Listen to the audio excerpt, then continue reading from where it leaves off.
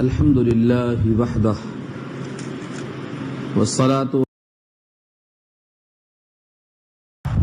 فأعوذ بالله من الشيطان الرجيم. بسم الله الرحمن الرحيم. الحمد لله رب العالمين الرحمن الرحيم مالك يوم الدين. إياك نعبد وإياك نستعين. اهدنا الصراط المستقيم صراط الذين أنعمت عليهم غير المغضوب عليهم ولا الضالين آمين.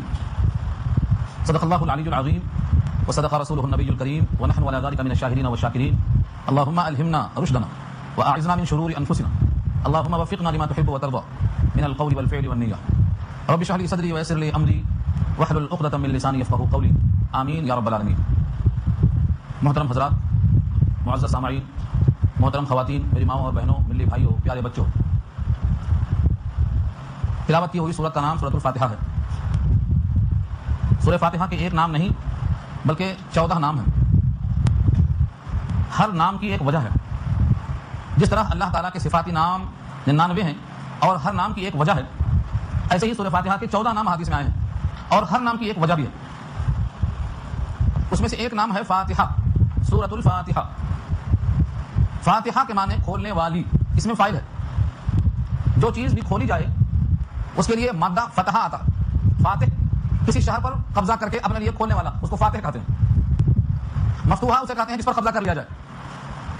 سورت کا نام سورۃ الفاتحہ اس واسطے ہے کہ پورے قرآن کریم کو یہ سورت کھولنے والی ہے. اس سورت کے بغیر قرآن نہیں کھلتا، اسی سے کھلتا ہے. اسی واسطے اس کا نام سورۃ الفاتحہ ہے. سورہ فاتحہ کے اور بھی بہت سے نام ہیں. اس کا نام سورۃ الشفا بھی ہے کیونکہ اس میں اللہ نے شفا رکھی ہے. پڑھنے والا اس سورت کا سوائے موت کے ہر مرض سے شفا یاب ہوتا ہے. سورہ فاتحہ ہر بیماری کے لیے شفا ہے، سوائے موت کے ہر مرض کے لیے شفا ہے. تو اس کا نام سورۃ الشفا بھی ہے. اس کا نام سورۃ الکنز بھی ہے، خزانہ. کنز کے معنی خزانے کیا آتے ہیں. اس سورت میں اللہ نے خزانہ رکھا ہے. کیسا خزانہ؟ پورے قرآن کریم میں جو کچھ ہے اس کا خلاصہ سورہ فاتحہ میں ہے. 2 مرتبہ نازل ہوئی. ایک بار جبریل لے کر آئے اور ایک بار جبریل کو اللہ کے نبی کے ساتھ بٹھا دیا گیا اور دوسرا فرشتہ لے کے آتا ہے، میکائیل. 2 دفعہ نازل ہوئی. سورہ فاتحہ کے نزول پر شیطان کو چیخ مارنا پڑا اپنی حسرت و ناکامی پر. میں نے اللہ سے عہد کیا تھا کہ شیطان کہتا ہے کہ میں تیرے بندوں کو بھٹکاؤں گا اور اپنے ساتھ جہنم میں لے کے جاؤں گا. لیکن سورہ فاتحہ جب نازل کر دیا اللہ نے تو چیخا چلایا کہ اللہ نے خود درخواست لکھ کے دے دیا بندے کے ہاتھ میں کہ یہ درخواست میرے پاس لاؤ، میں منظور کرتا ہوں. ہر روز ہر رکعت میں امام اس سورت کو پڑھ کر اللہ کی لکھی ہوئی درخواست اللہ کو پیش کرتا ہے تاکہ منظور ہو جائے. بلا درخواست لکھوانے والا اپنے درخواست کو رد کیسے کرے گا؟ دنیا کا وصول ہے یہ. تو شیطان کو چیخنا پڑا، چلانا پڑا کہ رب کریم نے خود لکھ کے درخواست دے دیا ہے، اب اس کے منظوری میں شبہ نہیں ہے. تو یہ سورت سورۃ الکنز بھی ہے.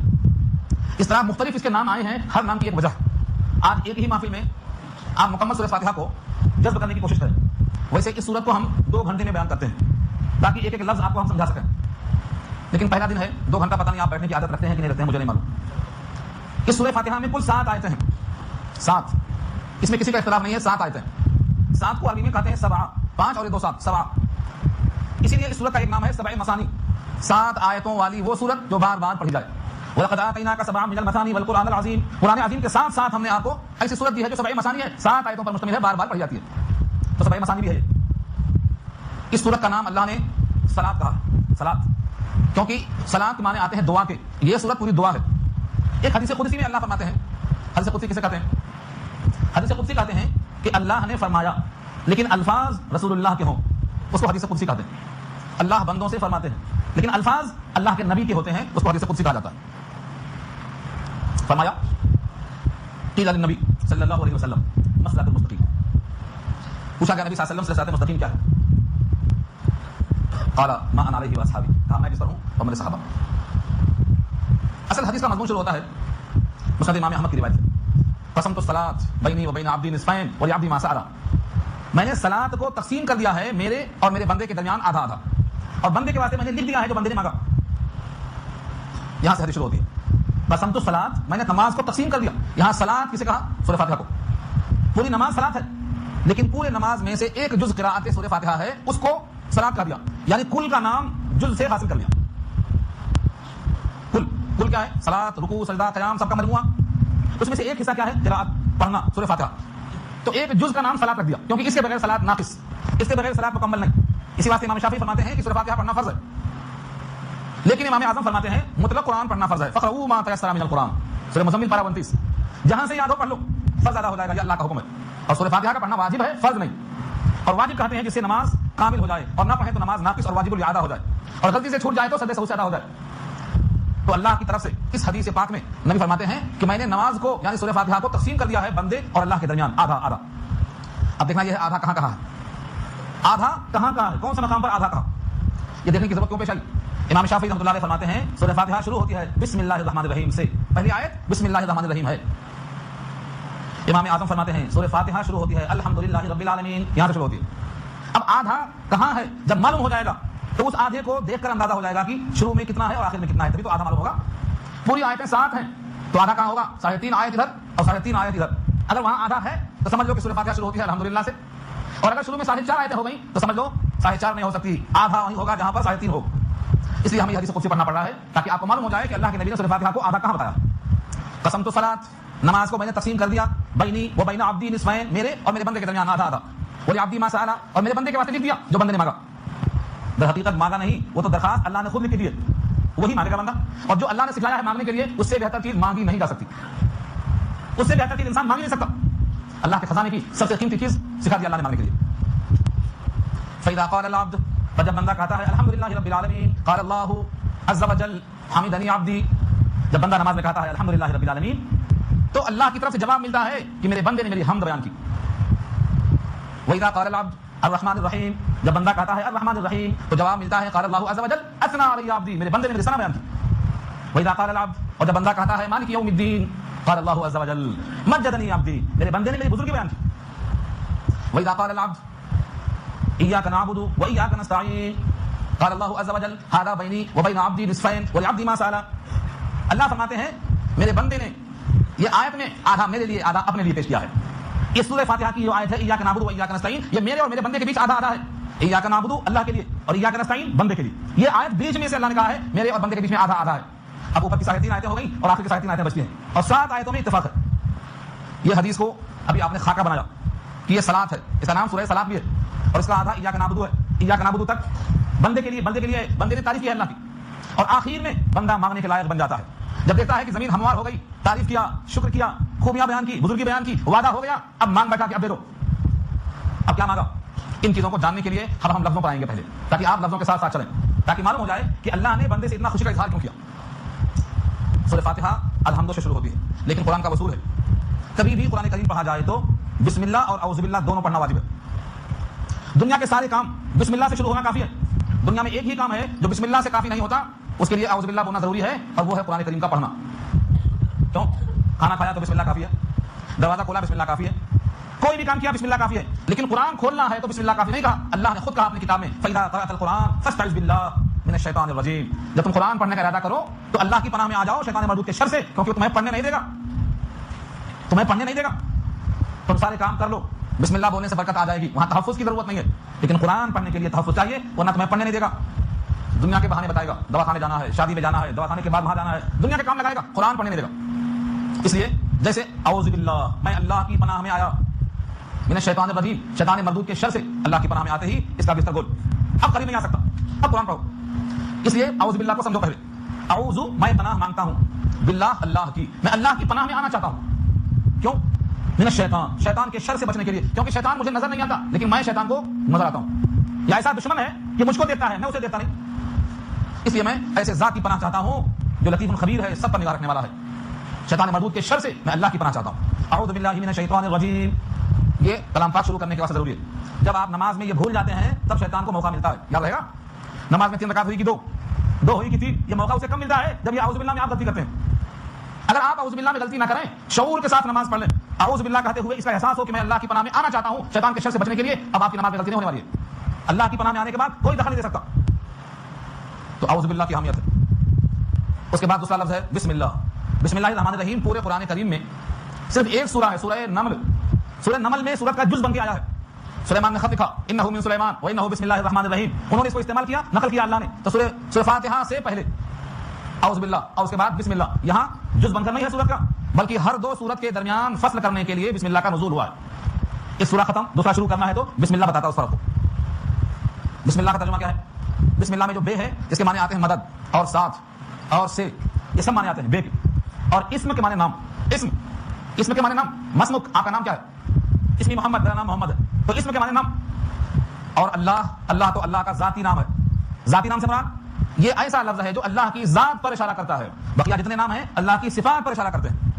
اللہ کا نام الرحمن ہے، الرحیم ہے، یہ سب صفاتی نام ہیں. رحمان کہتے ہی صفت رحمت، رحیم کہتے ہی صفت رحمت میں تام ہونے کا اشارہ ہوتا ہے. تو اللہ اس میں ذات ہے. کبھی آپ نے آج تک غور کیا اللہ کو اللہ کیوں کہتے ہیں؟ عربی کی تاثیر ہے. عربی میں اس کا نام لاؤڈ اسپیکر نہیں ہے، مکبر الصوت ہے. یہ آواز کو بڑی کرتا ہے. اس کا نام کیوں رکھا مکبر الصوت؟ کیونکہ آواز کو بڑی کرتا ہے. مکبر مانے بڑا کرنے والا، صوت مانے آواز. مکبر الصوت ہے. یہ پنکھا ہے، پنکھے کو پنکھا کیوں بولتے ہیں آپ کو نہیں معلوم، لیکن عربی میں اس کا نام مرواحتن ہے، راحت پہنچانے والا. گرمی ہے ٹھنڈک دے رہا ہے، مرواحتن. تو عربی میں کوئی چیز کا بھی نام ہوتا ہے تو اس کی وجہ موجود ہوتی ہے. میرا نام عامر ہے، عامر کے معنی آباد کرنے والا. جہاں جائیں گے ایسا مسجد بھر جاتی ہیں. نام کی تاثیر ہے. معمور کہتے ہیں اس حصے میں تو بھر جائے، جیسے مسجد بھر گئی تو کیا یہ معمور ہے. بیت المعمور بھی ایک جگہ ہے، خانہ کعبہ کے اوپر ساتوں آسمان سے اوپر، جس کا طواف فرشتے کرتے ہیں، وہ ہے معمور، تو فرشتوں سے بھر جاتا. تو اللہ کا نام اس میں ذات، اللہ کی ذات کا حقیقی نام اللہ کیوں ہے؟ کبھی غور کیا؟ ایک مرتبہ غور کر لیں گے، زندگی بھر کام آتا. جب کبھی اللہ زبان سے نکلے گا تو احساس ہوگا ہم کس کا نام لیے. دنیا میں آپ کسی دوست کا نام لیتے ہیں تو نام آتے ہی اس کی لمبائی، اس کا چہرہ، اس کا رنگ، اس کے صفات، اس کی خوبیاں، اس کی خرابیاں سب سامنے آ جاتی ہیں. تو اللہ کا نام معلوم ہو جائے گا تو لفظ اللہ سے جب زبان پہ اللہ کا لفظ آئے گا تو وہ کیفیت دل میں آپ کی آئے گی. اللہ اکبر، اللہ سب سے بڑا ہے. مگر یہ اللہ کو سب سے بڑا ماننے کی وجہ کیا ہے؟ ایک مرتبہ سمجھنے کی کوشش کرو. تھوڑا سا میں عربیت پر لاتا ہوں، مایوس نہیں ہونا، کچھ تو آئے گا سمجھ میں. اللہ اس میں اصل مادہ ہے الوہا اور الہا. الف لام ہے الہ. الہ عربی میں کہتے ہیں معبود کو. الہ معبود کو، جس کی پرستش کی جائے، جس کی عبادت کی جائے، جس کے سامنے سجدہ کیا جائے، جس کے سامنے رکوع کیا جائے، اس کو الہ. الہ مانے معبود. اہل عرب خانہ کعبہ میں 360 بت رکھتے تھے، ان کو الہ مانتے تھے. 360 بت تھے، بیت اللہ بھرا ہوا تھا، اس میں پوجا کرتے تھے وہ. تو کیا کہتے تھے اس کو؟ یہ سب الہ. بیت اللہ میں 360 بت، یہ سب الہ. اسلام آیا، اس نے کہا لا الہ، کوئی معبود نہیں اس میں سے. لا مانے نہیں اور الہ معبود. لا الہ کوئی معبود نہیں الا اللہ، سوائے اللہ کے کوئی معبود نہیں. تو الہ کے معنی معبود. اس الہ میں دو مادہ ہے. ایک ہے الہ. الہ سے آتا ہے، جب یہ لفظ معنی ہوتے ہیں الہ الرجل، ایسی ذات جس کی حقیقت جاننے میں انسان حیران پریشان ہو، اس کو الہ کہتے ہیں. الہ سے بنا ہے. ایسی ذات جس کے جاننے میں، پہچاننے میں، حقیقت کے معلوم کرنے میں انسان حیران و پریشان ہو، اس کو الہ کہتے ہیں. اس میں لگا دیا الف لام پراپر ناؤن کے لیے، کامن ناؤن سے پراپر ناؤن کرنا ہے. الہ کوئی بھی معبود ہو سکتا ہے، خاص معبود تو ال لگا دیا. ال عربی میں ایسا ہے جیسے آپ انگلش میں دی لگاتے ہیں، آپ بھی خاص تو الہ. اب دو لام آ گئے، دونوں کو جوڑ دیا، ادغام کہتے ہیں اسے، یہ بن گیا اللہ. تو اللہ مانے وہ ذات جس کی حقیقت جاننے میں انسان حیران پریشان ہو مگر سمجھ میں نہ آئے. اس لیے بندے سے کہا ہے تم ذات میں غور نہیں کرنا، صفات میں غور کرنا. صفات میں غور کرنے سے سمجھ میں آئے گا. صفات سے مراد رزاق، رزق دینے والا، وہاب بہت دینے والا، تواب بہت معاف کرنے والا، قہار سب پہ غلبہ پانے والا. صفات میں غور کرنا، ذات میں غور نہیں کر سکتے. اور دوسرا ایک مادہ ہے الوہا. الوہا وہ ذات جس کی محبت دل میں پیوست ہو. الوہا الف لام لگایا، الہ بنا. اللہ سے بندے کو والہانہ محبت ہوتی ہے، یہاں تک کہ اگر شراب پی کے پڑا ہے، مدہوش ہے اور اس کو ہوش بھی نہیں آتا ہے، اس کو آپ ٹھوکر مارو، ارے وہ اللہ کے دشمن ذرا اٹھ جا، کہتا ہے میں دشمن اللہ کا نہیں ہوں، میں تو اللہ کو بہت چاہتا ہوں. کیوں؟ اس کے بھی دل میں اللہ کی محبت ہے. تو انسان فطرت کے لحاظ سے اپنے قلب میں اللہ کی محبت محسوس کرتا ہے، اس لیے اس کو سجدہ کے بغیر چارہ کار نہیں. صحیح مقام ملتا ہے تو نماز میں سجدہ ہوتا ہے، اور صحیح راستہ بتانے والا نہیں ملتا ہے تو بت کے سامنے پوجا کر لیتا ہے، سانپ کی پوجا کر لیتا ہے، انسانی شرمگاہ کی پوجا کر لیتا ہے، اپنے سامنے گائے کی پوجا کر لیتا ہے، اپنی مخلوق کو اپنے ہاتھوں سے بناتا ہے، پتھر کو تراش کے اس کی آنکھ ناک خود ٹھیک کرتا ہے، اپنی مخلوق کو سجدہ کر لیتا ہے. کیوں؟ اس کی فطرت میں ہے. اس لیے مکے والے 360 بتوں کی پوجا کرتے تھے. قبیلے کا بت جدا تھا، کسی کا حبل تھا، کسی کا صفا تھا، یا عزا پہ وہ نائلہ پر فدا تھا. اسی طرح گھر گھر نیا خدا تھا، ہر ایک کا خدا الگ الگ تھا. تو الوہا سے جب بنا ہے تو وہ اللہ جس کی محبت ہر ایک کے دل میں پیوست ہو. اسی واسطے فرمایا نبی صلی اللہ علیہ وسلم نے ان کنتم تحبون اللہ فاتبعونی، اگر تم اللہ سے محبت رکھتے ہو تو تمہیں اس محبت کا واسطہ ہے کہ مجھ سے محبت کرو، تو میری اتباع کرنا پڑے گا. دیکھا آپ نے، ہر بندے کے دل میں اللہ کی محبت ہے، اس لیے اس محبت کو بیس بنایا اور کہا چونکہ تم اللہ سے محبت دعویٰ کرتے ہو اس لیے میری اتباع کرو.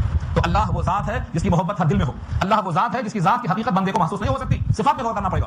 تو بسم اللہ، میں اس اللہ کے نام سے شروع کرتا ہوں. اشرو یہاں پوشیدہ، اس اللہ کے نام سے شروع کرتا ہوں جو رحمان اور رحیم ہے. رحمان اور رحیم ایک بار سمجھ لو، پھر آخر میں کام آئے گا. جب جب رحمان اور رحیم کا لفظ آئے گا تب تشریح نہیں ہوگی. رحمان یہ مبالغے کا صیغہ ہے.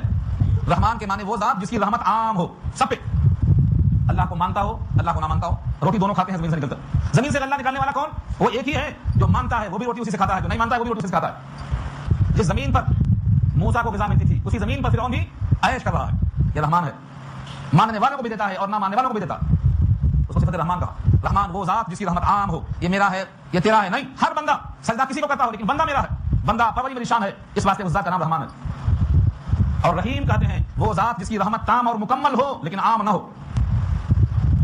دنیا میں رحمت عام ہے اللہ کی تو رحمان، اور آخرت میں یہ رحمت تام اور مکمل ہوگی لیکن عام نہیں ہوگی۔ ایک کافر کو پانی کا قطرہ نہیں ملے گا، مشرک کو روٹی کا ٹکڑا نہیں ملے گا، صرف مومن ہی مومن جنت میں جائیں گے۔ اب مومن کسے کہتے ہیں وہ بحث بعد میں کروں گا، مومن کے سوا اور کوئی ترس جائے گا ایک ایک بوند پانی کے لیے۔ سورہ اعراف میں اللہ فرماتے ہیں ونادى اصحاب الجنة اصحاب النار ان قد وجدنا ما وعدنا ربنا حقا فهل وجدتم ما وعد ربكم حقا۔ جنتی کہیں گے جہنم والوں سے ہم سے جو وعدہ کیا تھا اللہ نے ایک ایک لفظ پورا کر دیا، مزے میں ہم، تم نے بھی اللہ کا وعدہ کیسا پایا؟ جہنم والے کہیں گے میاں تم تو مزے میں ہو اور ہم پریشانی میں ہیں۔ ونادى اصحاب النار اصحاب الجنة ان افيضوا علينا من الماء او مما رزقكم الله قالوا ان الله حرمهما على الكافرين۔ سورہ اعراف 8واں پارہ۔ جہنم والے کہیں گے جنت والوں سے تھوڑا سا پانی کا قطرہ پھینکو، ان افیزو علینا من الماء، تھوڑا پانی پھینکو نا، یا تھوڑا سا روٹی کا ٹکڑا پھینکو۔ وہ جواب میں کیا کہیں گے؟ ہیں جنت میں، آج جتنا گھر میں اسٹاک ہے نا اس زیادہ اسٹاک ہوگا، لیکن کیا جواب ملے گا؟ ان اللہ حرمہما علی الکافرین، پانی کا قطرہ نہیں روٹی کا ٹکڑا نہیں، دونوں حرام کر دیا اللہ نے کافروں پر، آج نہیں ملے گا۔ دیکھا آپ نے، جس کو مل رہا ہے مکمل ملتا ہے اور جس کو نہیں ملا ہے ایک قطرہ نہیں ملتا ہے، اس کو صفت رحیم کہتے ہیں۔ جس کو دیا مکمل دیا اور جس کو نہیں دیا کچھ بھی نہیں دیا۔ رحمت ہے تو تام ہے، تو رحیم آخرت میں ظاہر ہوگا اور رحمان دنیا میں ظاہر ہوا، سب کو دیا، بلکہ اپنوں کو دال روٹی دیا اور دوسروں کو مرغن غذائیں دیا۔ حضرت موسیٰ اللہ سے کہتے ہیں فرعون کے بارے میں الہ العالمین آپ نے ہم کو جو کچھ بھی دیا ہے، ہمارے سامنے فرعون ہے اتنا اس کو دے دیا آپ نے کہ مال کے غرور میں آپ کے راستے سے لوگوں کو روکتا ہے، اس کے مال کو مٹا دیجیے تاکہ اس کا غرور ٹھیک ہو جائے۔ کیا کہا حضرت موسیٰ نے سورہ یونس پارہ 11 میں؟ ربنا انك آتيت فرعون وملأه زينة واموالا في الحياة الدنيا ربنا ليضلوا عن سبيلك ربنا اطمس على اموالهم واشدد على قلوبهم۔ یہ حضرت موسیٰ نے بد دعا کی ہے، اس کو بہت دے دیا آپ نے، مغرور ہو گیا اتنا دے دیا آپ نے، اس کے مال کو مٹا دو تاکہ ہوش میں آ جائے۔ دیکھا رحمان کی شان یہ ہے، حضرت موسیٰ سے زیادہ فرعون کو دیا، دنیا کی کوئی حیثیت نہیں۔ تو جس کی رحمت کو عام کہا جائے وہ رحمان ہے، اور جس کی رحمت کو تام اور مکمل کہا جائے وہ رحیم ہے۔ اس واسطے قاضی غزالی کہتے ہیں یا رحمان الدنیا و یا رحیم الآخرہ، اے دنیا کے رحمان اور اے آخرت کے رحیم، کیونکہ وہاں سب کو نہیں ملے گا لیکن جس کو ملے گا خوب ملے گا، اور یہاں سب کو ملے گا لیکن مکمل کسی کو نہیں ملے گا۔ دنیا پوری دے دیں تب بھی دل میں کسک بات ہے، ابھی اور چاہیے، کتنا چاہیے بھائی؟ ابھی اور چاہیے، ارے کتنا چاہیے؟ ابھی اور چاہیے۔ اللہ کے حبیب نے نصیحت کھینچا ہے، ہر آدمی کے دل کی بات کھینچا ہے۔ اگر ابن آدم کے لیے سونے چاندی کی ایک وادی بھر دیا، وادی کہتے ہیں دو پہاڑوں کے بیچ میں جو زمین ہوتی ہے اس کو وادی، لو كان لابن آدم واديا من ذهب فأحب أن يكون له واديان ولم يعفه إلا التراب۔ ابن آدم کے لیے سونے چاندی کی دو وادیاں بھر جائیں، ہاں کہے گا کاش کی تیسری وادی بھر جاتی۔ خواہش ظاہر کی ہے، کسی انسان کی خواہش پوری ہو گئی تو بتا دو، ہے کوئی؟ بتا دو مجھے کون ہے جس کو دو روٹی ہے تیسری کی خواہش، ایک ایکڑ زمین ہے تو 2 ایکڑ کی خواہش، اسمبلی میں آ گیا تو پارلیمنٹ کی خواہش، اور ملک کا وزیر اعظم ہے تو ساری کائنات کا بادشاہ بننے کی خواہش۔ امریکہ کے بش کو کیا ضرورت تھی لڑنے کی؟ یہی خواہش تھی، یہ خواہش ختم نہیں ہونے والی ہے۔ تو دنیا میں کتنا بھی دے دے خواہش ختم نہیں ہوتی ہے، رحمت مکمل نہیں ہو رہی ہے۔ یہ تکمیل کب ہوگی؟ آخرت میں ہوگی۔ اللہ بلا کے پوچھیں گے کچھ اور چاہیے؟ کہا نہیں بس۔ ہر مومن کہے گا بس بس۔ ارے اللہ کے بندے اور کچھ مانگ لے؟ کہا نہیں یا اللہ بس، چہرے روشن، جنت کے مزے، حور و غلمان، کھانے کی فراوانی، جہنم سے دوری، اب ہمیں کیا چاہیے؟ اللہ کہیں گے نہیں نہیں نہیں، ابھی میں ایک چیز اور دیتا ہوں جو تم نے مانگا بھی نہیں ہے، ابھی تو تم نے مجھے دیکھا بھی نہیں ہے۔ پردے ہٹ جائیں گے اور سب اللہ کو بے حجاب دیکھیں گے اور کہیں گے واہ دنیا کی ہر نعمت ہیچ نظر آئے گی اللہ کی دیدار کے مقابلے میں۔ تو رحمت عام ہوگی آخرت میں اور رحمت عام ہوگی دنیا میں۔ بسم اللہ الرحمن الرحیم۔ اور آیا میں شروع کرتا ہوں اس اللہ کے نام سے جس کی رحمت عام ہے سارے عالم کے لیے اور جس کی رحمت تام ہے جنتیوں کے لیے، اس اللہ کے نام سے میں شروع کرتا ہوں۔ الحمدللہ رب العالمین، یہ پہلی آیت شروع ہوتی ہے الحمد، حمد ہے میم دال، حمد جس کے معنی آتے ہیں ذاتی خوبی۔ ذاتی خوبی کا مطلب یہ کسی نے دیا نہیں بلکہ اپنی ذات میں خود حاصل کیا۔ بھلا ایسا کون ہے دنیا میں؟ ایسا کون ہے جس کی ساری خوبیاں کسی کی دی ہوئی نہ ہو؟ ہے کوئی؟ اگر آپ حسین ہیں تو حسن اللہ نے دیا، اور سخی ہیں تو سخاوت اللہ نے دیا، اور لمبے ہیں تو لمبا پن اللہ نے دیا۔ کون ہے جس کے پاس ذاتی خوبی ہے؟ کسی کے پاس ذاتی خوبی نہیں ہے، سب عطائی ہے اللہ کی دی ہوئی ہے۔ وہ ایک ذات ہے جس کی ساری خوبیاں اپنی ذاتی ہیں، اسے کسی نے دیا نہیں ہے، وہ اپنی ذات میں حمید ہے، اپنی ذات میں غنی ہے، اپنی ذات میں صمد ہے، اپنی ذات میں بے نیاز ہے۔ هو الاول والآخر والظاہر والباطن، وہی اول وہی آخر وہی ظاہر وہی باطن، اس کی ساری خوبیاں اپنی ذاتی ہیں۔ اسی لیے جب کسی کی ذاتی خوبی سامنے آئے تو اس کو حمد کہتے ہیں۔ اسی لیے کسی کی حمد جائز نہیں ہے۔ حمد کس کی ہے؟ اللہ۔ ہاں انسان کی تعریف کرنا ہے تو حمد نہیں کہیں گے، مدح کہیں گے، بڑا حسین چہرہ ہے تو یہ مدح ہے۔ ممدوح کہیں گے جس کی تعریف کی جائے۔ انسان کی تعریف اس کی عطا ہے، ذاتی خوبی نہیں ہے تو اس کو مدح کہیں گے۔ اللہ کی تعریف کو حمد کہیں گے۔ اس حمد میں آپ ال لگا دیجیے، ال کے معنی آل، الحمد، تمام تعریفیں، تمام خوبیاں۔ دنیا کی کوئی خوبی ہو، تاج محل کی تعریف کرو وہ بھی اللہ کی خوبی ہے۔ کیوں؟ تاج محل کا نقشہ انسان نے بنایا، اس انسان کا دماغ اللہ نے بنایا، تعریف کس کی ہوئی؟ اللہ۔ کسی یوسف کی تعریف کرو، یوسف کا چہرہ کس نے بنایا؟ اللہ کی تعریف ہوئی۔ حاتم طائی کی تعریف کرو اللہ کی تعریف ہوئی, لیلا اور مجنون کی تعریف کرو اللہ کی تعریف ہوئی. کیوں؟ ان سب کا خالق وہ ہے. آپ کسی کی تعریف کرو, عامر قاسمی کی تعریف کرو گے تو اللہ کی تعریف. کیوں؟ اس نے دیا یہ زبان. دنیا میں کسی کی تعریف کر لو وہ تعریف کہاں لوٹتی ہے؟ اللہ کی طرف لوٹتی ہے. اسی واسطے اگر بندہ الحمدللہ کہہ دیتا ہے تو گویا اس نے اللہ کا شکر ادا کر دیا, اللہ کا شکر ادا کیا. تمام تعریفیں اللہ کی ہیں. اللہ کو آپ سمجھ چکے اللہ ذاتی نام ہے. اور الحمد معلوم ہو گیا, بیچ میں کیا بچا؟ لام زیر لی بچا. اللہ سے پہلے لام زیر لی ہے تو کیا ہوا؟ الحمدللہ. یہ لام زیر لی کے معنی لیے, یعنی ساری خوبیاں ذاتی طور پر اللہ کے لیے ہیں. کوئی اس میں دخیل نہیں, کوئی اس میں شریک نہیں, کوئی اس میں صحیح نہیں. ساری خوبیاں, ساری تعریفیں اللہ کے لیے ہیں, اللہ کی ملکیت ہیں. ڈاکٹر کے ہاتھ میں شفا ہے, کس کی تعریف ہے؟ اللہ. کیونکہ دوا میں شفا دینا اللہ کی شان ہے. اس دوا سے لوگ مرتے بھی تو ہیں, اس دوا سے جو ختم ہو جاتے ہیں. اللہ چاہتا ہے تو شفا دیتا ہے, اللہ چاہتا ہے تو اس سے فائدہ ہو جاتا ہے. تو تمام تعریف اللہ کی ملکیت ہے. ہاں, کیوں اللہ کی ملکیت ہے؟ اس کی وجہ بیان کیا اللہ نے. رب العالمین, الحمدللہ رب العالمین. تو رب کسے کہتے ہیں؟ رب کہتے ہیں اس ذات کو جس نے عدم سے وجود بخشا. ہم نہیں تھے اب ہیں, ہمارا وجود نہیں تھا اب ہے, ایک وقت آئے گا ہم پھر نہیں رہیں گے. تو جس ذات نے اس وجود کو بخشا ہے اور چھوڑ نہیں دیا, پھر آہستہ آہستہ پال کر درجے کمال تک پہنچاتا ہے. منی کے قطرے کو اشرف المخلوقات بناتا ہے, تو آہستہ آہستہ پال کر درجے کمال تک جو پہنچاتا ہے اسے رب کہا جاتا ہے. رب. ہم نہیں تھے. اگر آپ کی عمر 50 سال کی ہے تو 50 سال سے پہلے تھے؟ نہیں تھے, اب ہیں. جب نہیں تھے اور اب ہیں تو یہ کس نے دیا وجود؟ اسی کو رب کہتے ہیں. اب بتاؤ, جن کی پوجا کرتے ہیں آپ, ان میں سے کسی نے دیا آپ کا وجود؟ نہیں دیا. تو پھر ان کی پوجا کرنے کا حق کہاں سے آیا؟ رب کسے کہتے ہیں؟ جس نے ہمارا وجود بخشا, ہمارا سر سے لے کے پاؤں تک جسم بنایا, دل بنایا, آنکھ بنائی, کان بنائے. یہ سب بنا کر ماں کے پیٹ میں 3 اندھیریوں میں تیار کر کے پیش کر دیا جب تم مانگنے کے قابل نہیں تھے. واللہ اخرجکم من بطون امہاتکم لا تعلمون شیئا وجعل لکم السمع والابصار والافئدہ. اللہ وہ ہے جس نے تمہاری ماؤں کے پیٹ میں تم کو تیار کیا اور تمہارے واسطے سماعت, بصارت اور دل دے کے بھیجا. تم مانگنے کے لائق نہیں تھے, بغیر مانگے دے کے بھیجا. کیا کہتے ہیں اس کو؟ رب. اخیر قطرہ, اخیر قطرہ. رحم میں 9 مہینے کے اندر حسین بچہ پیدا ہوا, نہ ماں کو خبر نہ باپ کو خبر کیسا بچہ بنتا ہے, کیسے ہونٹ ہیں, کیسی مسکراہٹ ہے, کہ اس کے مسکراہٹ پر ماں باپ فریفتہ ہو جاتے ہیں اور دیوانے ہو جاتے ہیں. 9 مہینے تک اس کی ناف کی نالی سے حیض کا خون روک کر غذا پہنچایا, اپنے منہ کا احترام کیا اللہ نے. اس زبان کا تقدس باقی رکھا اللہ نے. حیض کا خون ناپاک, اس کو منہ سے داخل نہیں کیا, ناف کے ذریعے سے اس حیض کے خون کو روک کر منتقل کیا. جب تک بچہ حمل میں ہوتا ہے حیض کا خون نہیں آتا. کیوں نہیں آتا؟ وہ غذا بنتا ہے بچے کی. یہ بچہ جب باہر آتا ہے تو اس کے منہ میں مسوڑے نہیں ہوتے, رونا سکھایا, روتا ہے تو ماں کی توجہ مبذول کرتا ہے, مسکراتا ہے, ماں باپ دل جان سے قربان ہو جاتے ہیں. ماں کی چھاتی میں اب تک دودھ نہیں تھا, جیسے یہ باہر آیا چھاتی میں دودھ آیا, کون لایا؟ اسے رب کہتے ہیں. بچے کو ہونٹ سکھانا سکھایا, مسوڑے سے دانت سے پکڑنا سکھایا. جب پیٹ میں آنت ذرا مضبوط ہوئی, ہاضمہ ذرا صحیح نکلا تو مسوڑے میں دانت نکالا. روٹی کترنا اور کاٹنا سکھایا. اس کو بتایا کہ تیری ماں ہے, یہ تیرا باپ ہے, اور بڑا ہوا تو گھر کو پہچانا, اطراف کو پہچانا. اب میرا شہر ہے بولتا, یہ میرا ملک ہے بولتا. یہ سب تعارف دینے والے کو رب کہتے ہیں. الحمدللہ رب العالمین. تمام شکر ہے اس اللہ کے لیے جو رب ہے. اس کا رب العالمین کہا, یہ نہیں کہا رب الانبیاء ہے, رب المرسلین ہے, رب الاتقیاء ہے, رب الامام ہے, رب العلماء ہے, رب المتقین نہیں کہا, رب العالمین کہا. سارے جہان کا رب ہے. کتنے جہان ہیں ہمیں تو یہ بھی نہیں معلوم کتنے جہان ہیں. اللہ نے 7 زمین اور 7 آسمان بنائے, اور 7 زمینوں میں اللہ کے احکامات اترتے ہیں. سورہ طلاق 28, یتنزل الامر بینہم, سب میں احکام اترتے ہیں اللہ کے. ان تمام مخلوق کو اللہ تعالیٰ پالتے ہیں. بکری کو پتا پیش کرتے ہیں, اور شیر کو گوشت پیش کرتے ہیں, اور انسان کو اس کی عظمت کے لحاظ سے بہترین مرکبات پیش کرتے ہیں. پتا بھی ڈالو اور گوشت بھی ڈالو, نمک اور مسالے بھی ڈالو, کیونکہ حضرت انسان ہمارے خلیفہ ہیں, ایک رنگ کا نہیں کھا سکتے. نہ صرف پتا کھائیں گے, نہ صرف گوشت کھائیں گے, بلکہ مرکب کھائیں گے. تو اللہ نے ہر مخلوق کو اس کی منشا کے مطابق غذا فراہم کیا ہے. وہ رب العالمین ہے. اب بتاؤ کون حقدار ہے شکر کا؟ الحمدللہ رب العالمین. تمام شکر ہے, تمام تعریف ہے اس اللہ کے لیے ملکیت کے طور پر جو سارے جہان کا رب ہے, جس نے سارے جہان کو پیدا کیا, کمال تک پہنچایا. کمال کہاں ہے آپ کا؟ بندے کا کمال یہ ہے کہ جنت تک پہنچے. بندے کا کمال کیا ہے؟ دنیا میں دنیا پوری قبضہ کر لیا تو کمال تک نہیں پہنچا. کہاں پہنچا؟ ابھی تو راستے میں ہے. وہ بندہ کمال تک پہنچے گا جو اللہ کے گھر دسترخوان تیار ہے وہاں پہنچے, اور وہی پہنچے گا جو اپنے رب کو رب مان کر چلے گا, جو ساری تعریفیں تسلیم کرے گا اللہ کی. اس لیے اللہ نے بندے کو سکھایا ہر رکعت میں, ہر نماز میں, آؤ ملاقات کر کے یاد کرو تمہارا وجود میری عطا ہے. الحمدللہ رب العالمین. تمام تعریف اس اللہ کے لیے ہے جو رب ہے سارے جہان کا, سارے جہان کا. فرشتوں کا جہان, جناتوں کا جہان, انسانوں کا جہان, عالم سفلا ہے, عالم علیا ہے, عالم بالا ہے, سب کا وہی رب ہے. سورج کو چاند سے آگے بڑھنے نہیں دیتا.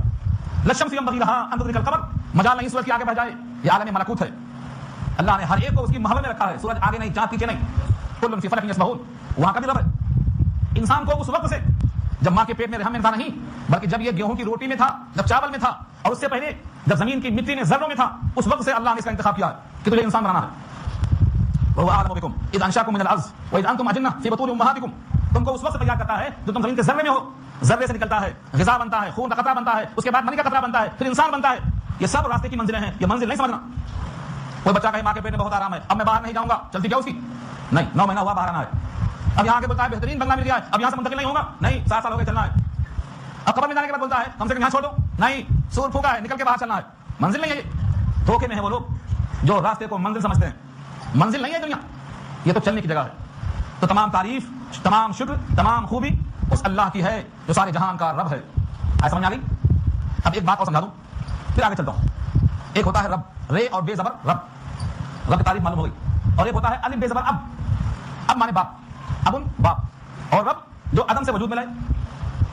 اب ان کے معنی باپ کیا آتے ہیں. اب اگر کسی سے کہا جائے کہ بھائی آپ کے کتنے بیٹے ہیں, تو کہے گا 2 بیٹے 3 بیٹیاں. کتنی بیوی ہے؟ 1 بیوی 2 بیوی 3 بیوی, جو بھی ہے بتائے. آپ کے کتنے سواریاں ہیں؟ تو 2 کاریں ہیں. کتنے کوتے ہیں؟ تو 5 کوتے ہیں. کتنی سواریاں ہیں؟ 10 سواریاں ہیں. آپ کے چاچا کتنے ہیں؟ سب بتائے گا. آپ اسے پوچھ لو اچھا تمہارے باپ کتنے ہیں, کیا کہے گا؟ بولو کیا کرے گا؟ تمہارے اب کتنے ہیں؟ تو کہے گا تم پاگل ہیں, چپل لے کے بات کروں گا. بھلا کسی انسان کے باپ کئی ہو سکتے ہیں؟ یعنی خوددار انسان کے باپ کئی نہیں ہو سکتے.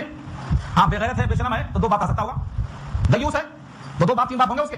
لیکن غیور ہے تو کہے گا میاں دیوانے کسی کے 2 باپ نہیں ہوتے, باپ ایک ہی ہوتا ہے. ہوتا نہیں ہوتا. اور جب باپ ایک ہی ہوتے ہیں, اب سے بڑا مقام رب کا ہے, تو وہ کئی کیسے ہو سکتے؟ پہلا اقرار کرو کہ سارے جہان کا ایک رب ہے, سارے جہان کا وجود ایک نے دیا ہے. اور جب ایک معبود ہے, ایک رب ہے, تو سجدہ کہاں ہے؟ کئی کہاں سے آ گئے؟ کئی مقامات جھکنے کے کہاں سے آ گئے؟ کئی مقامات تذلل کے واسطے کہاں سے آ گئے؟ سارے جہان کا رب ایک ہے, اور موحد کا رب ایک ہوتا ہے, جیسے غیور کا اب ایک ہوتا ہے. نہ اب کئی ہوتے نہ رب کئی ہوتے. یہ پہلی آیت میں خاص کروایا اللہ نے. تو تمام خوبیاں اس اللہ کے لیے ہیں جو رب ہے سارے جہان کا. یہ آیت جب پڑھتا ہے تو اللہ فرماتے ہیں, کیا کہتے ہیں؟ الرحمن الرحیم حامدنی عبدی, میرے بندے نے میری حمد بیان کر دی. اللہ خوش ہو جاتے, رحمت جوش میں آتی. پھر بندہ کہتا ہے الرحمن الرحیم. ابھی تو سن چکے نا الرحمن الرحیم, اب پھر سناؤں گا. کلام پاک ختم ہونے تک اب یاد رکھنا, رحمان جس کی رحمت عام اور رحیم جس کی رحمت تام. رحمان دنیا کے لحاظ سے سب کو دیتا, سب کو, بلکہ ان کو زیادہ دیتا. اور جن کے ایمان پہ بھروسہ ہے انہیں کم بھی راضی رکھتا. چٹائی پہ سوتے, چپل کے بغیر جیتے, مگر ان کو اس پر بھی راضی رکھتا ہے. تب بھی اٹھ کر تہجد پڑھتے. اللہ فرماتے ہیں اگر مجھے یہ اندیشہ نہ ہوتا کہ رحمان کو چھوڑ کر کافروں کی لائن میں لگ جائیں گے, تو میں کافروں کے مکان کو سونے کا چاندی کا بنا کر دیتا. مگر خطرہ یہ ہے کہ سونے چاندی کے مکان کی فکر میں لوگ اسی لائن میں لگ جائیں گے, کہیں گے آندو کیسا بھی آ رہا ہے. ہاں سورہ زخرف پارہ 25, ولولا ان يكون الناس امه واحده لجعلنا لمن يكفر بالرحمن لبيوتهم سقفا من فضه, سقفا من فضه, چاندی کی چھتیں بنا کر دیتا میں, سونے کی چھتیں. ومعارج عليها يظهرون, اور سیڑھیوں پر گولڈن کام ہوتے. ولبيوتهم ابوابا وسررا ويتكئون وزخرفا, سب گولڈن. لیکن خطرہ تھا کہ مسلمان رحمان کے بندے یہ لائن چھوڑ کے اس لائن میں چلے جاتے. جیسے آج قبر کو فراموش کر کے رشوت کی لائن میں, سود کی لائن میں, جھوٹ کی لائن میں, فراق کی لائن میں, غصب کی لائن میں, ان کا حق ماننے کی لائن میں کیوں گھس گئے؟ اسی مکان کی تپش میں. یہ اندیشہ نہ ہوتا تو اللہ کے پاس کمی نہیں تھی. اللہ فرماتے ہیں میں سب کو دینے پر قادر ہوں, لیکن دیتے ہیں بداخار, دیتے ہیں تراخار بالاخار دے کر. گلاس چھوٹا ہے, چھلک جائے گا, سنبھال نہیں سکے گا تو. اللہ کے پاس کیا کمی ہے؟ ان لنا للآخرۃ والاولی, میرے پاس دونوں ہے, تیرا گلاس چھوٹا ہے, کیا کروں؟ اللہ فرماتے ہیں اگر میں سب کو دے دوں تو کیا کرے گا؟ آپ سے باہر ہو جائے گا, بغاوت کر جائے گا. ولو بسط اللہ الرزق لعباده لبغوا في الارض, اللہ اگر بندوں کو کھول دے دروازہ تو سب باغی ہو جائیں گے. نہ فجر پڑھیں گے, نہ عشاء پڑھیں گے, نہ غریبوں کو ساتھ ہمدردی کریں گے, نہ روزہ رکھیں گے, نہ حج کو جائیں گے. کمی نہیں ہے وہاں. نہ دینا بھی ہم پر رحمت ہے اور دینا بھی ہم پر رحمت ہے. آپ چھوٹے بچے کو اس کی حیثیت سے دیکھ کر دیتے ہیں, گرم روٹی مانگتا ہے تو ہاتھ پر نہیں دیتے, جل جائے گا, گرا دے گا. کٹورا گلاس کا نہیں دے گا, کیوں؟ جانتا ہے بچہ ہے, گر جائے گا, پھوٹ جائے گا, ہاتھوں میں چپ جائے گا.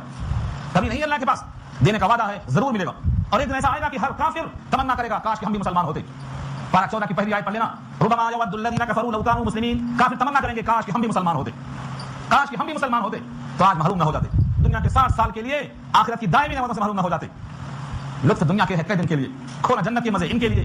یہ کیا تو نے تو نادا یوں کیا, گل دیے تن کے لیے. دنیا کی خاطر کیا کرنا ہے جھوپڑے. تو الرحمن الرحیم جب بندہ کہتا ہے تو اللہ خوش ہو جاتے ہیں کہ میرے بندے نے میری ثنا بیان کی, اثنا علی عبدی. اور جب بندہ کہتا ہے مالک یوم الدین, مالک یوم الدین, وہ فیصلے کے دن کا مالک ہے. مالک, مالک اردو میں استعمال ہے, اور یوم کے معنی دن, اور دین کے معنی فیصلہ, جزا. ترجمہ ہوگا مالک یوم الدین, وہ فیصلے کے دن کا مالک ہے, وہ جزا کے دن کا مالک ہے, روز حساب کا مالک ہے. جب بندہ یہ کہتا ہے مالک یوم الدین تو آواز آتی ہے مجدنی عبدی, میرے بندے نے میری بزرگی بیان کر دی. اللہ تعالیٰ نے مالک یوم الدین کیوں فرمایا؟ فیصلے کے دن کا مالک ہے. مالک تو وہ آج بھی ہے, آج مالک نہیں ہے. سورج کس کے حکم سے نکلتا؟ اللہ کے. زمین سے غلہ کس کے حکم سے نکلتا؟ کسان تو خالی ڈال کے چلاتا نا, کچھ اور کرتا. زمین نے خالی ڈال دیتا, نکالتا کوپل کون؟ کوئی کسان کھڑا ہو کے بولتے کہ اسی کوپل میں نکالتا ہوں. سورہ واقعہ میں اللہ پوچھتے ہیں انتم تزرعونه ام نحن الزارعون, تم کھیتی کرتے کہ میں کرتا ہوں؟ بولو. کوپل وہ نکالتا, بارش وہ برساتا, سورج وہ نکالتا, تو مالک تو بھی ہے نا. اصل بات بتانا یہ ہے کہ آج کی ملکیت اللہ کی ہے، لیکن بندے کو تھوڑا سا اختیار دے دیا ہے، تھوڑا سا اختیار دے دیا ہے، اتنا اختیار دیا ہے کہ دونوں پاؤں میں سے ایک پاؤں اٹھا سکتا ہے، بس دونوں پاؤں اٹھاؤ نہیں، اختیار کی لمٹ ہے، ایک پاؤں اٹھا سکتا ہے، دونوں پاؤں نہیں اٹھا سکتا ہے، اتنا اختیار ہے۔ اسی اختیار کی بنا پر اللہ فرماتے ہیں مالک یوم الدین، وہاں پر یہ بھی اختیار نہیں رہے گا، یہاں تجھے چلنے کا پھرنے کا بولنے کا اختیار ہے، وہاں پر یہ اختیار بھی نہیں رہے گا۔ مالک یوم الدین، وہ مالک ہے فیصلے کے دن کا، یعنی جب تک فیصلہ نہ ہو جائے بندے کی ملکیت سلب کر لی جائے گی۔ بولنا چاہتا ہے نہیں بول سکتا، چلنا چاہتا ہے نہیں جا سکتا، بیٹھنا چاہتا ہے نہیں بیٹھ سکتا۔ ہاں محشر کے میدان میں جب تک 4 سوالوں کا جواب نہیں دے گا جگہ سے ہل نہیں سکے گا۔ ترمذی کی روایت ہے لا تزال قدم عبد یوم القیامہ، اس کو یہاں رکھو دائیں طرف، لا تزال قدم عبد یوم القیامہ حتى يسأل عن 4 عن عمره فيما افنى وعن شبابه فيما ابلى وعن ماله من اين اكتسبه وفيما انفقه وعن علمه ماذا عمل فيه۔ زندگی کہاں لگایا؟ ہاں زندگی کہاں لگایا بتا دو پہلے۔ زندگی میں سب سے قیمتی چیز شباب ہے، اپنی صلاحیتیں خاص توانائیاں کہاں لگایا، مال کہاں سے کمایا اور کہاں خرچ کیا، اور جتنا علم تھا اس پر کتنا عمل کیا۔ یہ 5 سوال ہوں گے، کہاں سے کمایا کہاں خرچ کیا، 2 الگ کیے تو 5، دونوں کو ایک کیا تو 4۔ یہ سوال کا جواب دیے بغیر اللہ کے حبیب کہتے ہیں پاؤں ہل نہیں سکتے، کھڑا رہے گا معاشر میں۔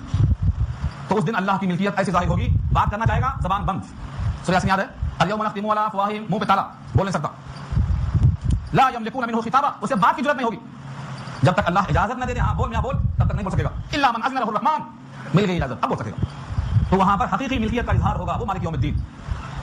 جب بندہ کہتا ہے مالک یوم الدین تو آواز آتی ہے مجدنی عبدی، میرے بندے نے بزرگی بیان کر دی، آواز آتی ہے بزرگی بیان ہو گئی، اب بندہ اقرار پہ آتا ہے، تعریف ہو گئی، ثنا ہو گئی، بزرگی ہو گئی، اب جوہر مقصود مانگتا ہے ایاک نعبد و ایاک نستعین، ایاک نعبد و ایاک نستعین، جواب ملتا ہے ھذا بینی و بین عبدی نصفین ولعبدی ما سأل، یہ ٹکڑا میرے اور میرے بندے کے درمیان آدھا آدھا ہے، اور جو بندے نے مانگا میں نے دے دیا میں نے۔ رب کیسے کر سکتے ہیں جب دفاعی درخواست ان کی ہے؟ ایاک نعبد میں وعدہ، ایاک نستعین میں مطالبہ۔ وعدہ یہ ہے کہ میں آپ کا وفادار ہوں، اور مطالبہ یہ ہے مجھے سنبھال لو، 2 چیزیں، ایاک نعبد میں آپ کا ہوں، آپ ہی کا رہوں گا، اور ایاک نستعین مجھے سنبھال لو، مجھے مدد کر دو، ہر قدم میں رہنمائی کر دو۔ تو پہلے ٹکڑے میں وعدہ، دوسرے میں مطالبہ۔ اب ترجمہ لفظی سنو، ایاک نعبد، تھوڑی دیر کے واسطے ایاک کو چھوڑ دو، نعبد ہم عبادت کرتے ہیں یا کریں گے، عبادت کرتے ہیں کرتے رہیں گے، نعبد فعل مضارع متکلم کا صیغہ ہے، ہم عبادت کرتے ہیں اور کرتے رہیں گے۔ اتنا ہی منظور ہوتا تو یہ کافی تھا، لیکن اللہ نے اس میں ایاک بڑھایا اور وہ بھی مقدم کیا۔ کا مانے آپ، کا مانے تجھ، کا مانے تو، اور ایا خاص کر، اور کاف کا وجود ایاک کے بغیر رکتا نہیں، سپورٹنگ ورڈ ہے یہ۔ ایاک نعبد، اس کو مقدم کرنے سے پہلے کیا ہوا؟ یوں بھی ہو سکتا ہے جملہ نعبدک، نعبدک، جیسے آپ کہتے ہیں اللہم انا نستعینک ونستغفرک ونؤمن بک، کہتے دعا قنوت میں، یہاں بھی ہو سکتا تھا، لیکن یہ سورہ فاتحہ ہے، ہر رکعت میں پڑھنا ہے، ایسا لفظ لاؤ کہ بیماروں کے بیمار کا علاج ہو جائے۔ ایاک نعبد، ہم تیری ہی عبادت کرتے ہیں، تیری ہی، یہ ہی کہاں سے آیا؟ ایاک کو پہلے اور نعبد کو بعد میں کرنے سے ہی پیدا ہوتا، اس کو حذف کہتے ہیں۔ ایاک نعبد، ہم تیری ہی عبادت کرتے ہیں اور تیری ہی عبادت کرتے رہیں گے، یہ وعدہ اللہ سے کرتا بندہ۔ اللہ کہتے ہیں ھذا بینی و بین عبدی نصفین، یہ آدھا ٹکڑا بندے نے وعدہ کر لیا، اور مطالبہ کیا ہے؟ و ایاک نستعین، اور آپ ہی سے مدد چاہتے ہیں۔ ایاک وہی یہاں بھی آیا، اور نستعین ہم مدد چاہتے ہیں اور مدد چاہتے رہیں گے، یعنی آپ سے مدد مانگ رہے ہیں اور آپ ہی سے مدد مانگتے رہیں گے۔ اس میں سب سے اہم چیز یاد کرنے کی ہے، وہ ہے لفظ ہی، آپ ہی کی مدد چاہتے ہیں، کسی اور کی مدد نہیں، آپ ہی کی عبادت کرتے ہیں، کسی اور کی عبادت نہیں، ہر ایک کی نفی۔ اگر کوئی کہے کہ نہیں آپ کی بھی عبادت کرتے ہیں اور ان کی بھی عبادت کرتے ہیں، آپ سے بھی مدد چاہتے ہیں ان سے بھی مدد چاہتے ہیں، تو اس آیت کی جان نکل جائے گی۔ آپ ہی کی عبادت کرتے ہیں اور آپ ہی کی مدد چاہتے ہیں، یہ وعدہ۔ اس کو ایک مثال دے کر میں عرض کرتا ہوں، میری مائیں اور بہنیں جہاں بھی ہیں باتیں کم کر کے سنیں، ہاں امید تو نہیں کہ باتیں کرتی ہوں گی کیونکہ آئی ہیں خاص بیان سننے کے لیے، وہ یہ ٹکڑا یاد ہو گیا تو میں سچ کہتا ہوں بیماریاں دور ہو جائیں گی، دل و نگاہ کی تمام بیماریاں ختم ہو جائیں گی، شفا ہے یہ قلوب کے لیے، شفاء لما فی الصدور کہا اللہ نے اس کو، کیونکہ آنکھیں اندھی نہیں ہوتی، دل اندھے ہوتے۔ ہاں اللہ نے کہا ہے لا تعمل الابصار ولكن تعمل القلوب التي في الصدور، آنکھیں اندھی نہیں ہیں، آنکھیں دیکھ رہی ہیں لیکن دل اندھا ہے، اپنے ہاتھ سے بت کو بنایا اس کی پوجا کر رہا ہے، کون اندھا ہے؟ آنکھیں اندھی، دل اندھا۔ ہر روز ہر رکعت میں عبادت کرتا ہے، تیری ہی عبادت کرتے ہیں اور تجھ سے ہی مدد چاہتے ہیں، اور باہر نکل کے ان کی بھی عبادت ان سے بھی مدد، یہ اس آیت کے خلاف۔ ایک بازاری خاتون گندگی کا ڈھیر، جب اس کے پاس کوئی گراہک آتا ہے تو کہتی ہے میں تیری بھی ہوں، کل جو آ کے گیا اس کی بھی ہوں، جو کل آنے والا ہے اس کی بھی ہوں، جو آتا رہے گا اس کی بھی ہوں، لیکن جو منکوحہ بیوی ہے وہ شوہر سے کہتی ہے میں تیری ہی ہوں، نکاح کے بعد سے آج تک تیری ہی ہوں اور آئندہ بھی تیری ہی رہوں گی، جنت میں گئے تو تیری ہی رہوں گی۔ تو منکوحہ عورت تیری ہی ہوں کہتی اور بازاری عورت تیری بھی ہوں کہتی۔ یہاں اللہ یہ چاہتے ہیں کہ تم ایسے وفادار بن جاؤ کہ بندگی میری ہی کرو، کسی اور کی بندگی مت کرو۔ ایک مثال دے کے بتایا رب کریم نے، جب بندہ اپنی پیشانی کو کہیں ٹیک دیتا ہے اللہ کو چھوڑ کر تو اللہ کی غیرت کو جلال کیسے آتا ہے۔ بڑی خاص اہم بات چل رہی ہے، دائیں بائیں مت دیکھو، جگہ خالی ہے تو پور کر لو، سمجھ جاؤ، تھوڑا حرکت میں برکت ہوتی ہے، سمجھ جاؤ۔ शैतान क्या करता है, सुलाता है, टेका तो घर में मिलेगा बिस्तर पे, जाके सो जाओ, थोड़ी देर में हम फाइल कर देंगे आपको। रोज सोएंगे आप, कब तक सोएंगे, जागने का वक्त आ गया है। क्या फरमाया रब्बे करीम ने, अल्लाह के नबी मोहम्मद सल्लल्लाहु अलैहि वसल्लम ने इरशाद फरमाया, ऐ साद बिन मुआज, मुखातब बहुत थे, बैठे हुए थे साहबा, अगर तुम में से कोई अपनी बीवी के साथ गैर मर्द को देख ले तो क्या करेगा, अपनी बीवी के साथ गैर मर्द को देख ले तो क्या करेगा।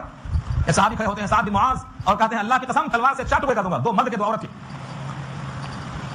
फरमाया आका ने, ऐ साद ये तुम्हारी गैरत ईमानी है, मोमिन ऐसा गयूर होता है। और सुनो, मैं तुमसे ज्यादा गैरतमंद हूं, अना अगयरु मिनका, मैं तुमसे ज्यादा गैरतमंद हूं, और अल्लाह अगयरु मिन्नी, अल्लाह मुझसे ज्यादा गैरतमंद है।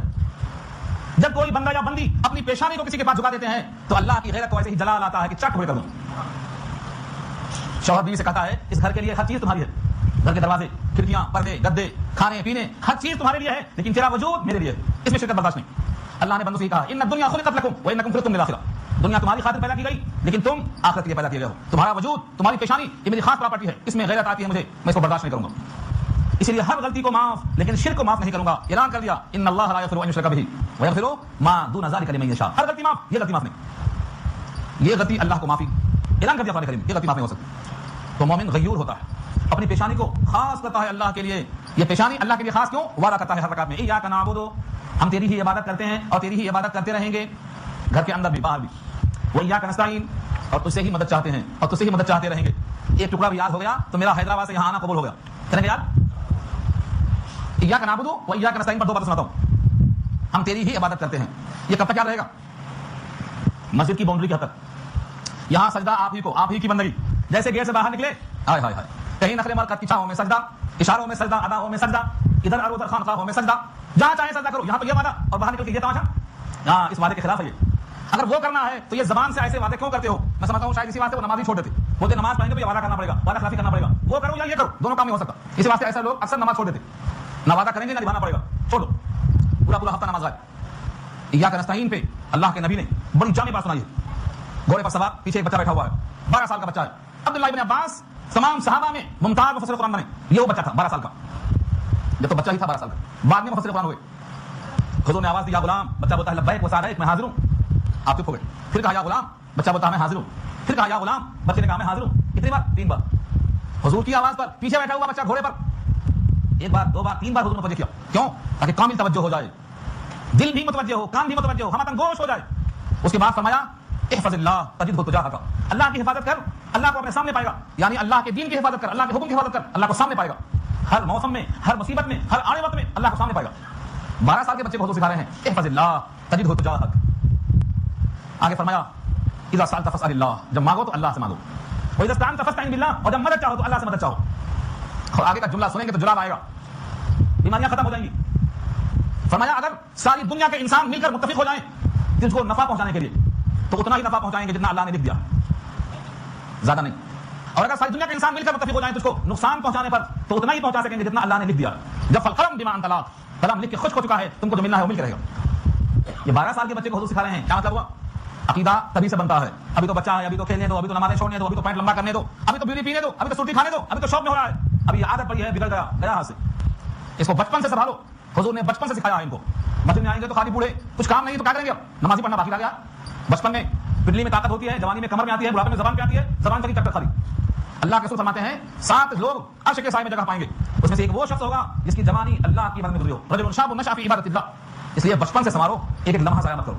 बच्चा 8 साल का हो, नमाज सिखाओ, आदत पड़ेगी। 10 साल का हो, हुक्म करो, और ना माने तो झापड़ मारो। क्यों, ताकि जब बालिग हो जाए 13 साल के बाद तो एक नमाज खराब ना होने पाए। इसलिए हुजूर ने फरमाया 8 साल में उनको सिखाओ, 10 साल में चपत लगाओ। और हम क्या करते हैं, अभी तो बच्चा है, सोने दो, सोएगा, खोएगा, फजर की नमाज गायब होगी, आइंदा रिज़्क़ में किल्लत पैदा होगी, तंगी पैदा होगी। तो इय्याका नअबुदु व इय्याका नस्तईन, ये बंदा वादा करता है और अल्लाह से मुतालिबा करता है, हर मौके पर मदद अल्लाह की आती है। अब जब देख लिया बंदे ने कि तारीफ हो गई, तमाम खूबियां हो गई, रहमत जोश में आ गई, वादा एग्रीमेंट दस्तखत हो गई, अब क्या बाकी है, जौहर मकसूद मांगता है अब, इहदिना सिरातल मुस्तकीम, हमको चला दे सीधे रास्ते पर, सिरातल मुस्तकीम पर चला दे, इहदिना हमको चला दे, रास्ता दिखा दे नहीं, रास्ते पर चलाना। इहदिना कुरान करीम में 2 माने में आता है, एक है देखो वो घर है उस्मान साहब का, ये क्या है, दिखाना बोलते इसको, इराउ तरीक़ है, और चलो मैं साथ चलता हूं, लेके चलना, घर तक पहुंचाना, ये इसाल इलल मतलूब है, मंजिल तक पहुंचा देना। कुरान करीम की आयत में जो इहदिना आया है, ये दूसरे माने में है, घर तक पहुंचा दीजिए, रास्ते में छोड़ना नहीं। اہدنا الصراط المستقیم، صراط مانے راستہ، مستقیم مانے سیدھا، سیدھے راستے پر ہم کو چلا دیجیے یہاں تک کہ ہمارے لیے دروازہ کھل جائے، آپ کے دسترخوان پر ہاتھ دھو کر بیٹھنے کا موقع مل جائے۔ دسترخوان تیار، جنت میں دسترخوان تیار ہے، آپ کی روح نکلی وہاں پہنچیں گے آپ، جسم قبر میں ہوگا لیکن راحتیں وہاں سے شروع ہو جائیں گی۔ یہ بندہ مانگتا ہے اللہ سے اہدنا الصراط المستقیم، یہ جوہر مقصود ہے، جس کو اللہ صراط مستقیم عطا کر دے اسے گمراہ کوئی نہیں کر سکتا، اور جسے صراط مستقیم اللہ نہ دے راستہ کوئی دکھا نہیں سکتا۔ من یہد اللہ فلا مضل لہ ومن یضللہ فلا ہادی لہ۔ تو بندہ کسے مانگتا ہے؟ اللہ سے، اہدنا الصراط المستقیم۔ اس پہ بہت طویل کلام ہے، مجھے پتہ نہیں کہ ٹائم کتنا باقی ہے، پورا کر دوں۔ اہدنا الصراط المستقیم میں دو باتیں یاد رکھنا، ایک ہے ہدایت رہنمائی، لکل قوم ہاد، ہر قوم کا ہادی ہے۔ بیٹا اپنے باپ کی رہنمائی میں گھر جاتا ہے، استاد کی رہنمائی میں سبق حاصل کرتا ہے، یہ بھی رہنمائی ہے۔ ہر نبی امت کی رہنمائی کرتے ہیں لیکن وہ راستہ دکھانا ہے، اور جب اللہ رہنمائی کرتے ہیں تو منزل تک پہنچانا ہے۔ یاد رہے گا؟ اب قرآن کریم کی دو آیتیں سامنے رکھو دلیل کے طور پر۔ نبی صلی اللہ علیہ وسلم کے سگے چچا ابو طالب، جنہوں نے اپنی زندگی میں پوری کوشش کی اپنے بھتیجے کو ساتھ سنبھالنے کی، لیکن ابو طالب کا مذہب عبد المطلب کا مذہب تھا، دادا کا مذہب تھا۔ نبی صلی اللہ علیہ وسلم نے بڑی خواہش کی، چچا جان آپ میرے چہرے چچا، میرے لیے آپ نے 3 سال قید میں گزارے، میں چاہتا ہوں میرے کان میں کلمہ پڑھ لو، کان میں اللہ سے سفارش کروں گا، کیونکہ کلمہ کے بغیر ایمان میں آپ شامل نہیں ہوں گے، اور غیر مومن کے پاس سفارش نہیں کر سکتا۔ کلمہ پڑھ لیجیے خالی، تو رکھتے رہے۔ ادھر حضور بیٹھے ہیں چارپائی پہ، اور ادھر ابو جہل، وہ کہتا ہے اگر تم نے اپنا آبائی مذہب چھوڑ دیا، بابا کا راستہ دادا کا راستہ چھوڑ دیا، تو لوگ کہیں گے موت کے ڈر سے انہوں نے اپنا دین چھوڑ دیا، بدل گئے، تمہاری اولاد کو لوگ آگ دلائیں گے۔ انہوں نے کہا اخترت النار علی العار، مجھے آگ پسند ہے لیکن آگ پسند نہیں ہے۔ نبی کا دل بہت تڑپا کہ چاچا ایمان کے بغیر جا رہے ہیں، اب ان کے لیے میں کیا کر سکتا ہوں؟ جس طریقے سے حضرت ابراہیم کے والد آزر بتوں کی پوجا کر رہا ہے، ابراہیم کی بات نہیں مانے، ابراہیم نے ان کے ہاتھ میں استغفار کیا، جب آیت نازل ہو گئی کہ استغفار مشرکین کے واسطے جائز نہیں، تو برات کا اظہار کر دیا، اپنے والد کے واسطے وہ پریشان، نبی صلی اللہ علیہ وسلم چچا کے واسطے پریشان۔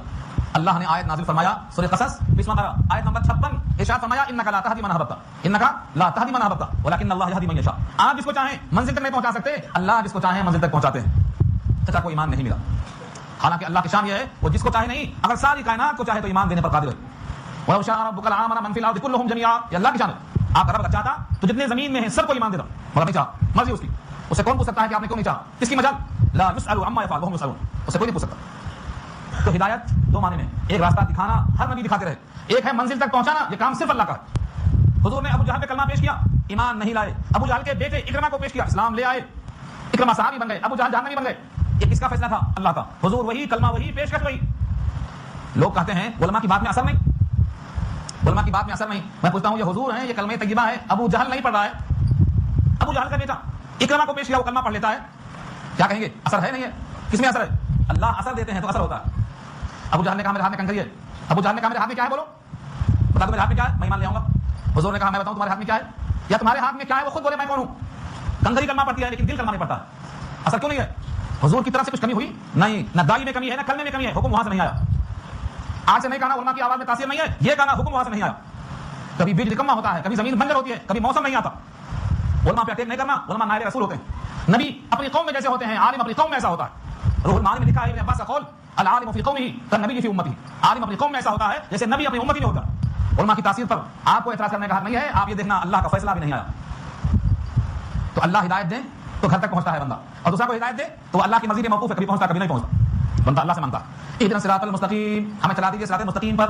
صراط مستقیم سے کون سا راستہ مراد ہے؟ صراط الذین انعمت علیہم، راستہ ان کا جن پہ آپ نے انعام کیا، انعام کیا، یہ نہیں کہا اللہ نے صراط القرآن، صراط الرسول، صراط الانبیاء، کیوں نہیں کہا بھائی؟ یہ کیوں کہا ان کا راستہ جن پہ انعام ہوا؟ کیوں؟ کیونکہ خالی قرآن حدیث کے بغیر نہیں سمجھ میں آئے گا، خالی قرآن اور حدیث بھی صحابہ کے تعامل کے بغیر سمجھ نہیں آئے گی، اس لیے اللہ نے صراط القرآن نہیں کہا، صراط الحدیث نہیں کہا، صراط الذین انعمت علیہم کا، ان کا راستہ، ان گروہوں کا راستہ جن پہ آپ نے انعام کیا ہے، اس راستے پر چلا دیجیے۔ وہ کون سا راستہ ہے جن پہ انعام ہوا ہے؟ 4 اعلان کیا اللہ نے، 4۔